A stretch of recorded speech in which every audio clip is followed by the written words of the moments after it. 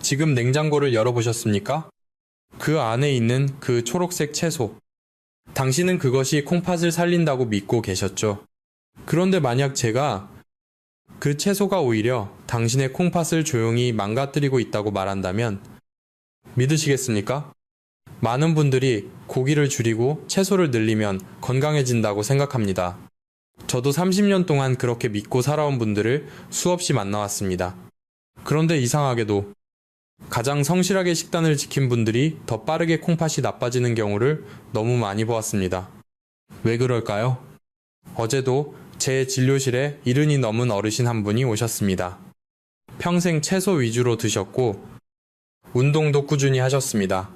그런데 콩팥 기능이 이미 절반 이하로 떨어져 있었습니다. 그분이 저에게 물었습니다. 나는 이렇게 열심히 살았는데 왜 내 몸이 이렇게 되었습니까? 저는 잠시 말을 잇지 못했습니다. 왜냐하면 그 원인이 바로 매일 드시던 건강한 채소였기 때문입니다.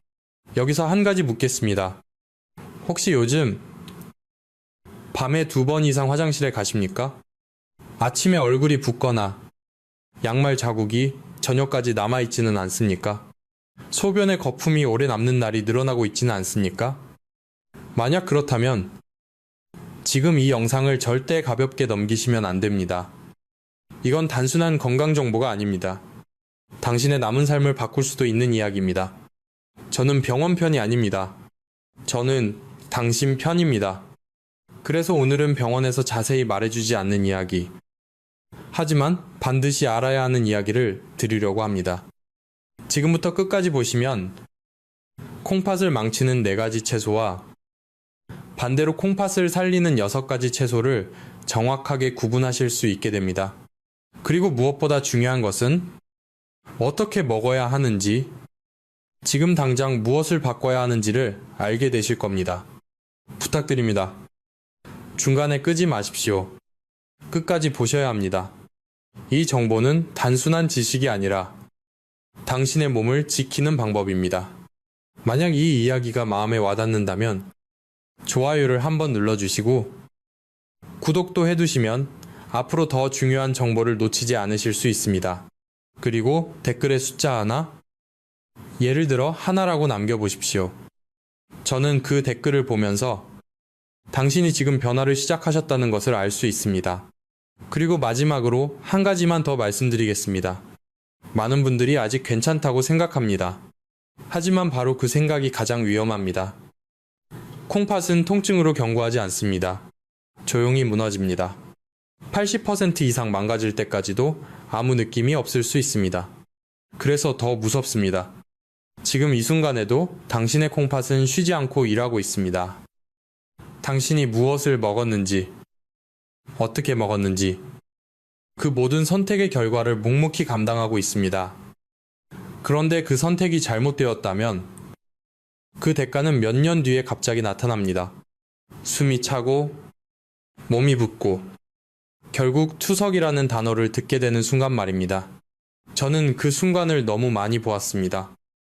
그래서 오늘 이 이야기를 꼭 드리고 싶었습니다. 아직 늦지 않았기 때문입니다. 지금이라면 충분히 바꿀 수 있습니다. 자, 이제부터 하나씩 아주 쉽게, 하지만 절대 놓치면 안 되는 내용을 말씀드리겠습니다. 콩팥이 왜 이렇게 쉽게 무너지는지, 그 이유를 지금부터 아주 쉽게 말씀드리겠습니다. 어렵지 않습니다. 당신이 10살 아이에게 설명하듯 들어도 이해될 만큼 쉽게 풀어드릴 겁니다. 콩팥은 우리 몸 뒤쪽에 조용히 붙어 있는 작은 장기지만 하는 일은 결코 작지 않습니다. 하루 종일 쉬지 않고 피를 걸러줍니다. 우리 몸속에 들어온 소금, 노폐물, 남은 수분, 필요 없는 찌꺼기를 골라서 밖으로 내보냅니다. 저는 늘 콩팥을 오래된 정수기 필터에 비유합니다. 젊을 때는 이 필터가 아주 촘촘하고 힘이 좋습니다. 웬만한 음식이 들어와도 잘 버팁니다.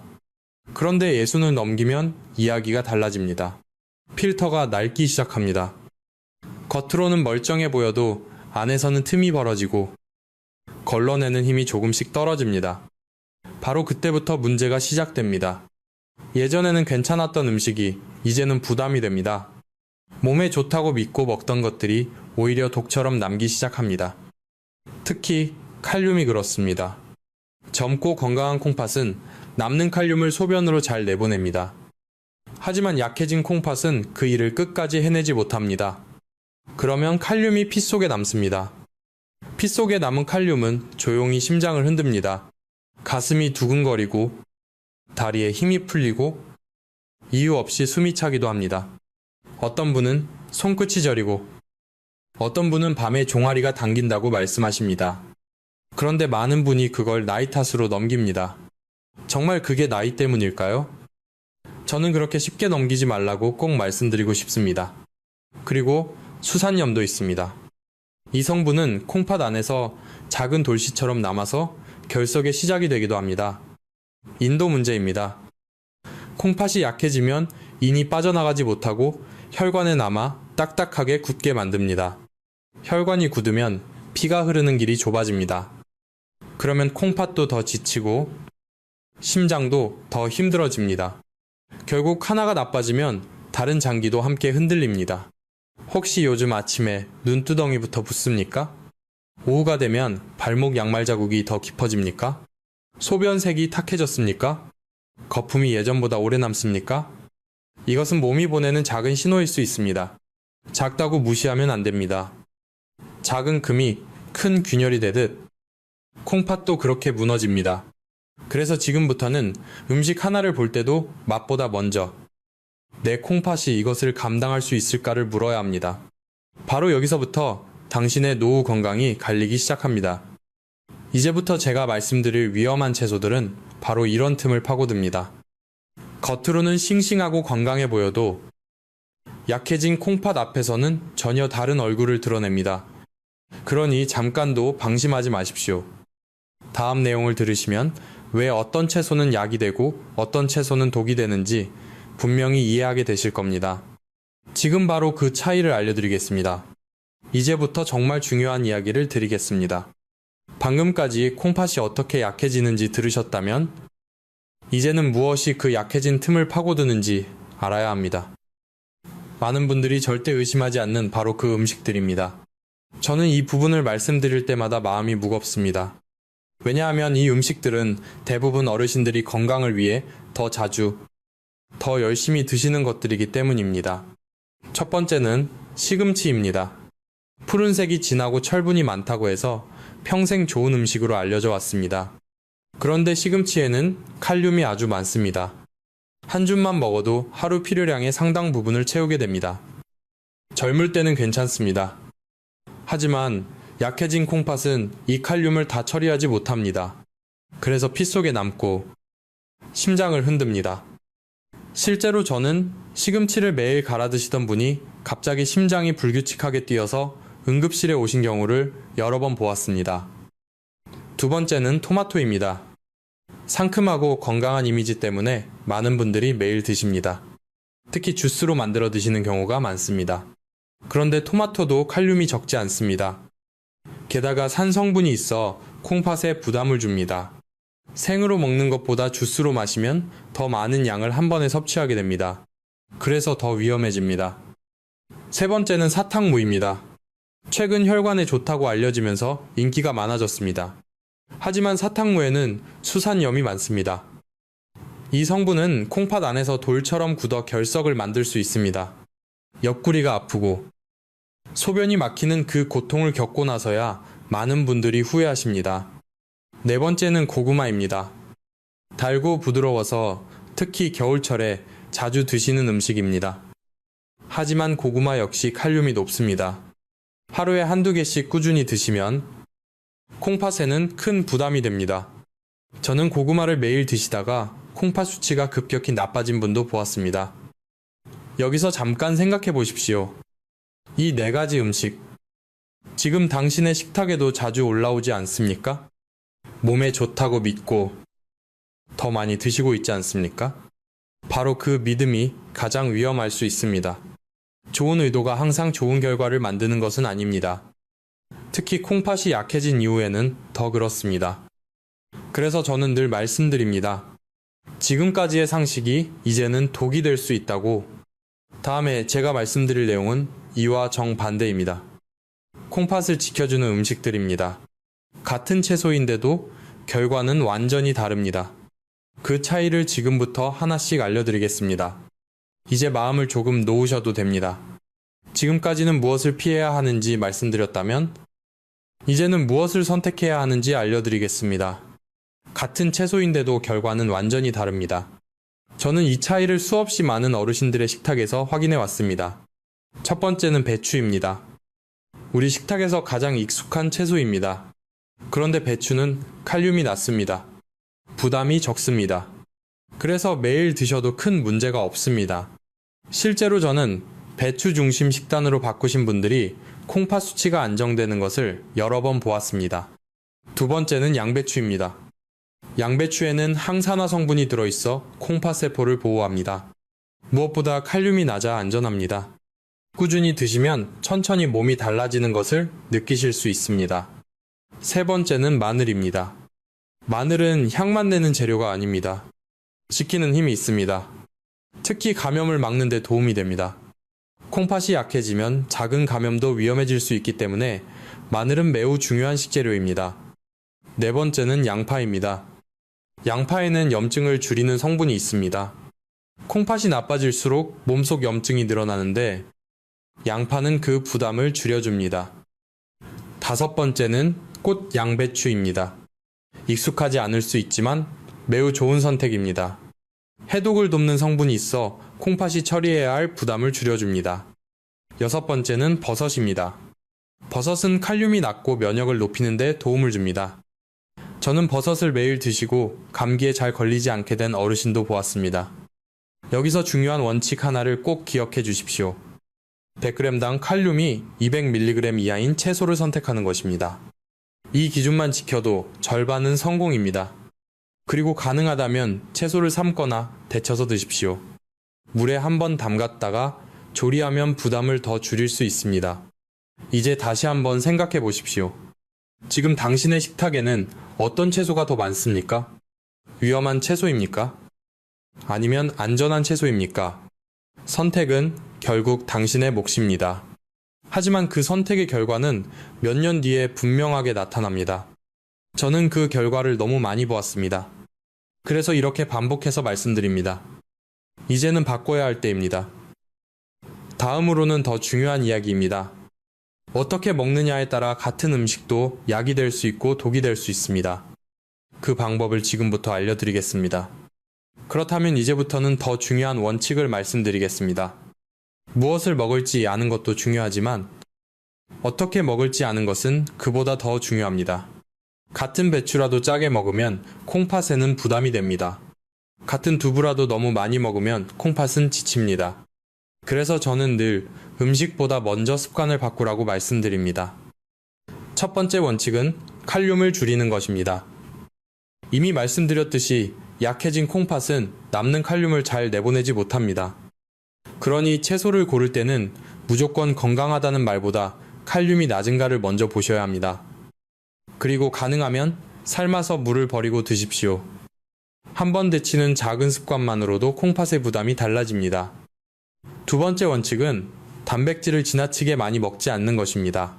많은 분들이 나이가 들수록 기운을 내야 한다며 고기와 단백질을 더 챙겨 드십니다. 하지만 콩팥이 약한 사람에게 과한 단백질은 무거운 짐과 같습니다. 필요한 만큼만 먹어야 합니다. 배가 부르다고 건강한 것이 아닙니다. 몸이 편해야 진짜 건강입니다.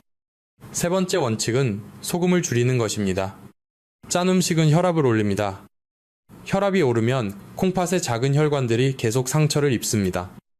김치, 젓갈, 찌개 국물, 장아찌를 습관처럼 드시고 있다면 지금부터는 양을 줄여야 합니다. 국물 한 숟가락, 간장 한 번 더 넣는 손길. 그 작은 습관이 쌓여 콩팥을 지치게 합니다.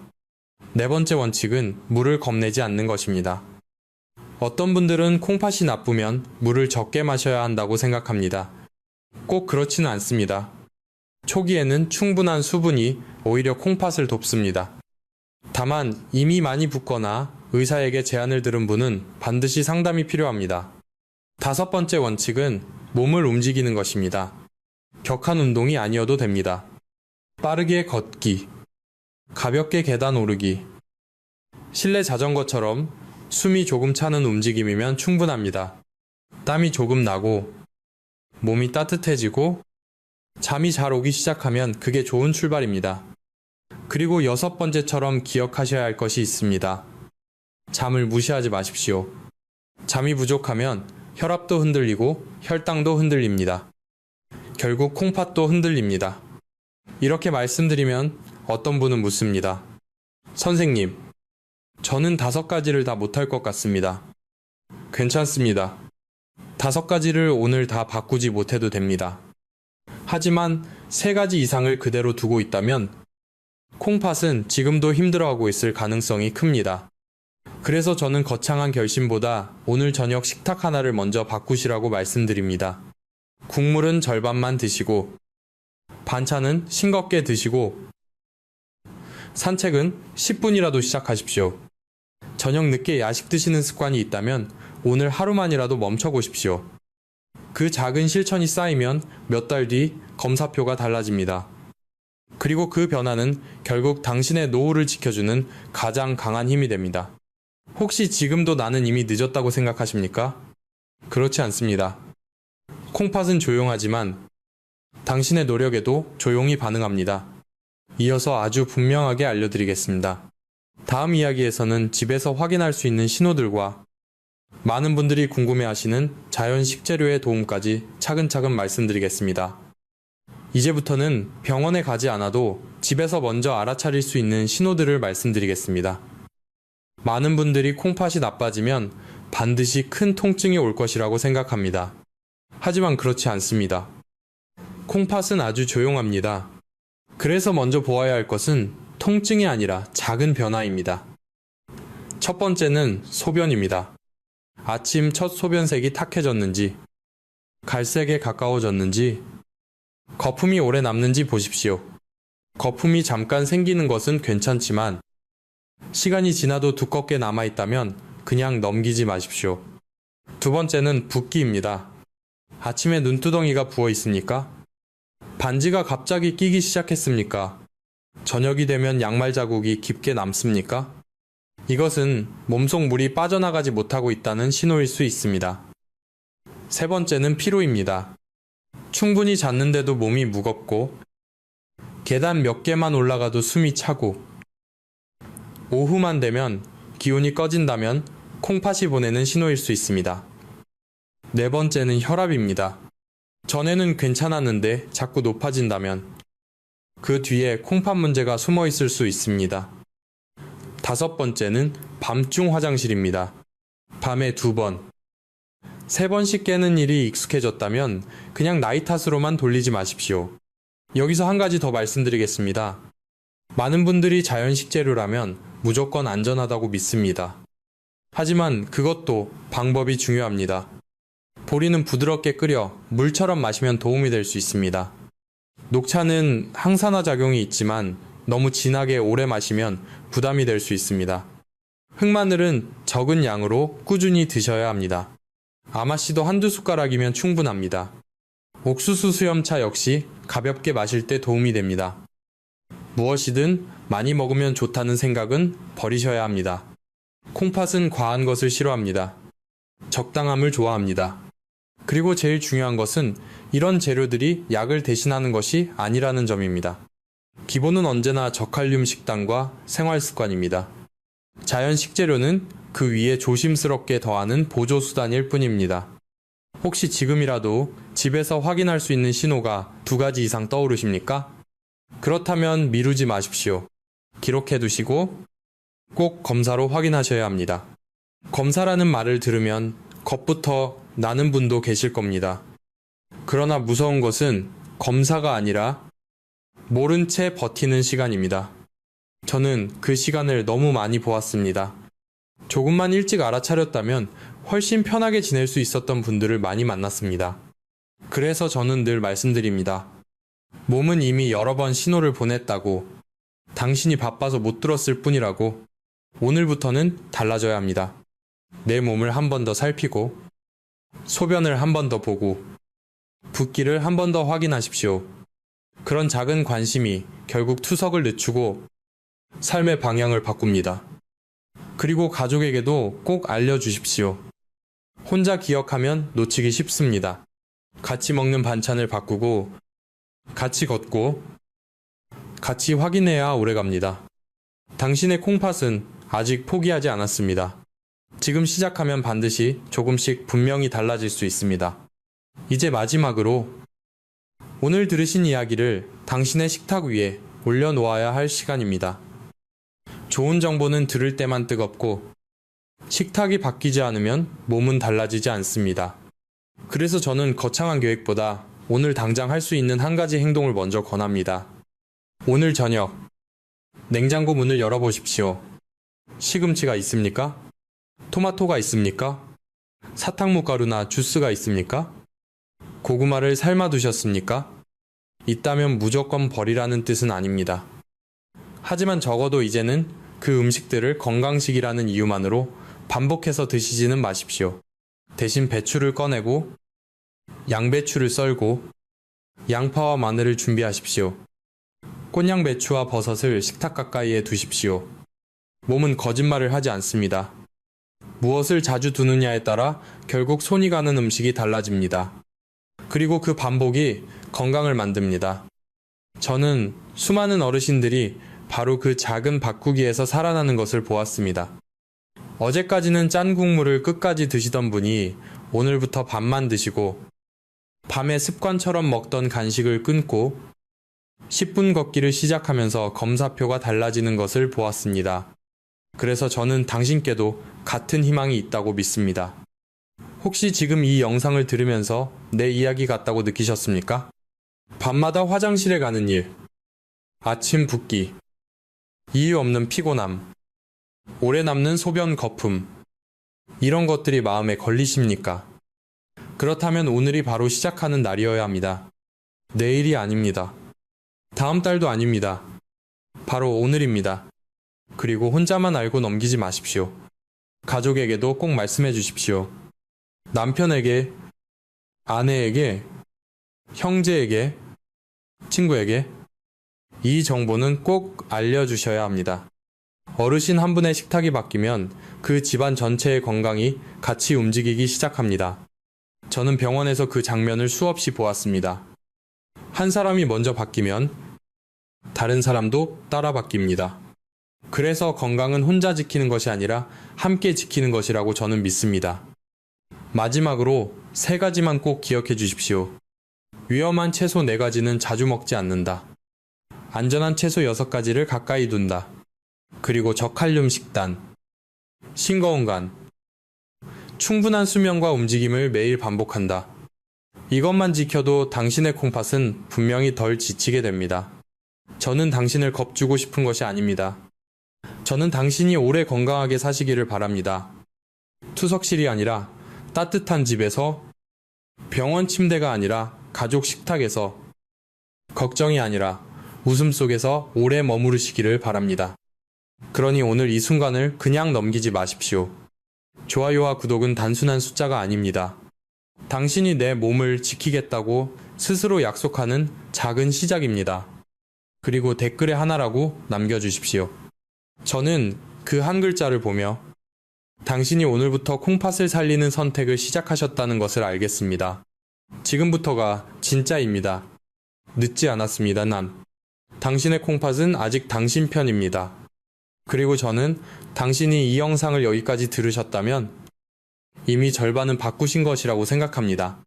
남은 절반은 아주 단순합니다. 오늘 장을 볼 때 한 번 더 생각하고, 반찬을 만들 때 한 번 더 덜 짜게 하고, 식사 후에 잠깐이라도 몸을 움직이는 것입니다. 그것이면 됩니다. 완벽할 필요는 없습니다. 멈추지 않는 것이 더 중요합니다. 혹시 중간에 흔들려도 괜찮습니다. 다시 시작하면 됩니다.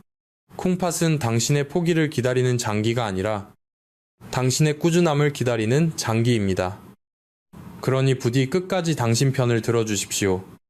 오늘 물 한 잔을 바르게 마시는 일, 국물 한 숟가락을 남기는 일, 밤 늦은 간식을 참는 일. 그 사소한 선택들이 모여 당신의 내일을 살립니다. 저는 그 변화를 반드시 보게 될 것이라고 분명히 믿습니다.